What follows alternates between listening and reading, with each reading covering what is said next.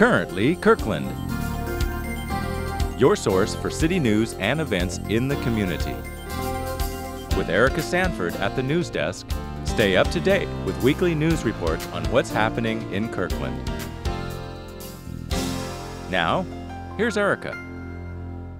Welcome to Currently Kirkland, where every week you can engage with your community by discovering the latest developments in citywide events. I'm Erica Sanford. King County Executive Dow Constantine recently honored 92 businesses, nonprofits, and local governments for their waste prevention and recycling efforts. 17 of those named to the list of Best Workplaces for Waste Prevention and Recycling for 2012 are located right here in Kirkland and include the city government.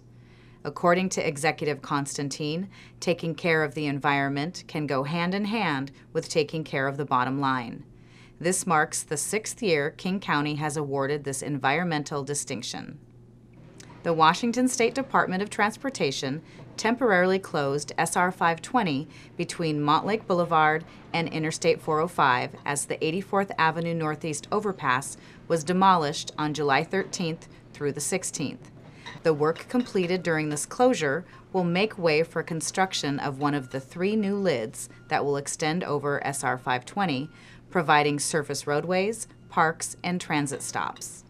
According to Steve Strand, the assistant project engineer for the East Side Transit Project, significant progress is being made. We're halfway through, so bear with us. We're working with the Kirkland officials and Bellevue officials and scheduling these closures to minimize some of the impact that we typically would have if it were done during your weekday commute. The weekend closure also allowed members of the public to go on guided tours of the construction project. Tour attendees got an up-close look at the progress that has been made so far and a glimpse at the future of the floating bridge and East Side Transit and HOV project. Strand encourages the public to take advantage of the tours offered during the closures and says you don't have to be a commuter to enjoy the ride. It gave them an opportunity to see what comes out of this, these town hall meetings and the process that we go through to really engage with the community to try to make these fit in with their individual communities and what they like. And the kids, and even some of the older guys, they like to see a big Tonka toys out there breaking up stuff. So what'd you like about the tour? The jaws. The jaws? Yeah. What did the jaws do? Tell me. They crushed concrete. They looked like 2 humongous metal pinchers coming together.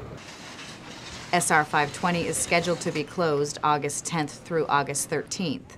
During these closures, SR 520 remains open from I-5 to the Montlake Boulevard exit in Seattle and from the 108th Avenue Northeast eastbound on-ramp. For more information, go to the Washington State Department of Transportation's website, washdot.wa.gov.